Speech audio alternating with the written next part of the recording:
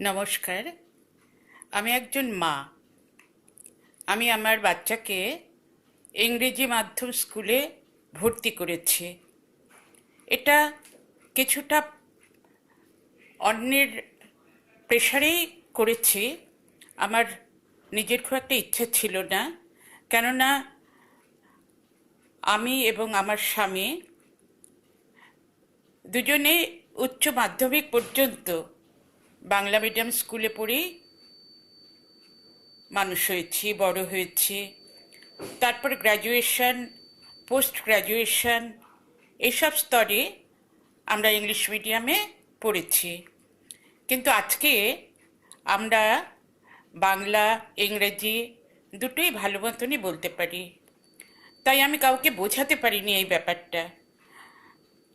কিন্তু আমি বুঝতে পেরেছি যে মাতৃভাষার মাধ্যমে শিক্ষা হলো আসল শিক্ষা। সেই জন্য স্কুলে কোনো লেসন শুরু করার আগে আমি ওকে বাড়িতে, আমার বাচ্চাকে বাড়িতে পড়িয়ে নিই, বুঝিয়ে দিই বাংলা ভাষার মাধ্যমে। তাতে কিছু ইংরেজি থেকেও যায়, যাতে করে স্কুলে যখন শিক্ষিকা কিংবা শিক্ষক পড়াতে আসবেন ওর কাছে সেই বিশ্লেষণটা খুব সহজ হয়ে যায়। এটাই হলো আমার প্রতিভার পাঠশালা।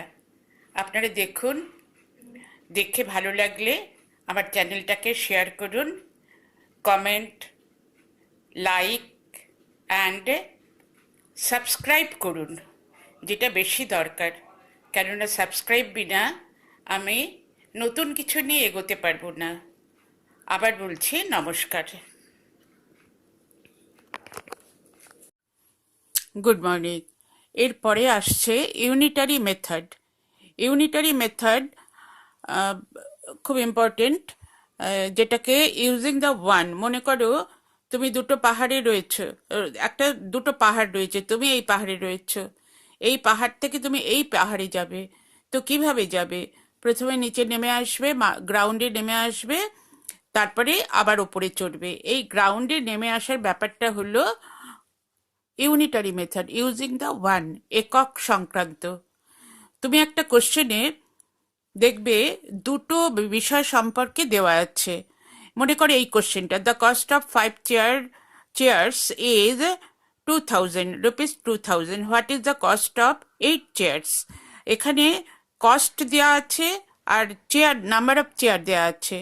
প্রথম লাইনে দুটোর বিষয়ে দিয়ে দেবে, কত কস্ট সেটাও দিয়ে দেবে, নাম্বার অফ চেয়ারও দিয়ে দেবে।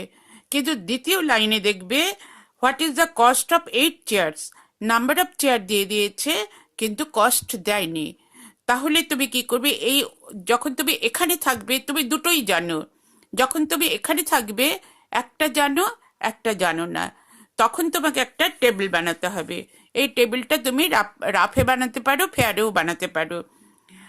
এর মধ্যে যেটা সেকেন্ড লাইনে যেটা unknown, okay, suppose cost is unknown, তো এই টেবিলের ওপরে একদম রাইটে টপ রাইটে তুমি সেই আননোন বিষয়টা লিখবে উইথ ইউনিট।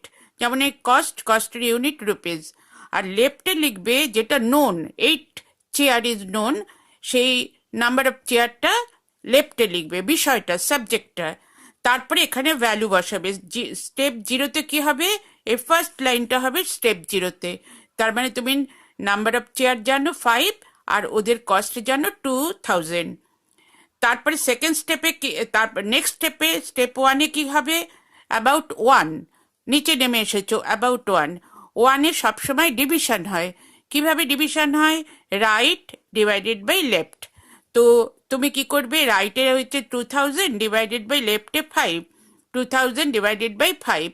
ডিভিশন করার পরে রেজাল্ট যেটা আসবে, যেমন এখানে এসেছে 400, তাহলে এটা অ্যাবাউট ওয়ান 400। তারপরে যাবে about many again, which is the unknown, last line. Okay, 8 চেয়ারে আমরা জানি কিন্তু তার ভ্যালু জানি না।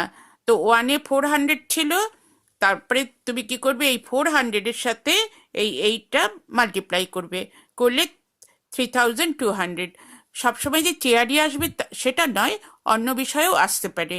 কিন্তু এইভাবে একটা টেবিল করবে, তারপর টেবিলটাকে তুমি সেন্টেন্সে কনভার্ট করবে।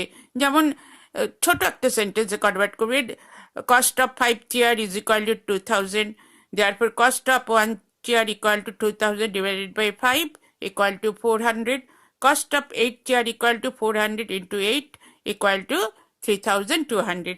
সব সময় লেখাগুলো এক লাইনের ওপরে থাকবে, কেমন? আর প্রথম লাইনে তুমি যা লিখবে দ্বিতীয় লাইনে ওই একই জিনিস লিখবে, শুধু নাম্বারগুলো চেঞ্জ হবে। এটা মনে রাখো, এটা হলো ইউনিটারি মেথডের বেস। মনে করো এই কোশ্চেনটা, the train fare from Chennai to Mumbai for 6 person is 900 rupees. What is the fare for 4 person? তো এখানে দুটো সাবজেক্ট, একটা হলো পার্সন আর একটা হলো ট্রেন ফেয়ার। তো সেকেন্ড লাইনে what is the fair, fair is asking. তো তুমি টপ টপ টেবিল যখন বানাবে ফেয়ারটাকে লিখবে টপ রাইটে, ফেয়ার সাবজেক্টটা লিখবে, আর নাম্বার অফ পার্সন লেফট সাইডে লিখবে। তারপরে ফার্স্ট লাইনে দুটোই নোন, সেই জন্য তুমি, যেহেতু দুটোই নোন সেই জন্য তুমি এটা লিখবে। 6 পার্সেন্টের জন্য 900 রুপিস। ওয়ানের জন্য কি হবে, ডিভাইড হবে, রাইট ডিভাইডেড বাই লেফট।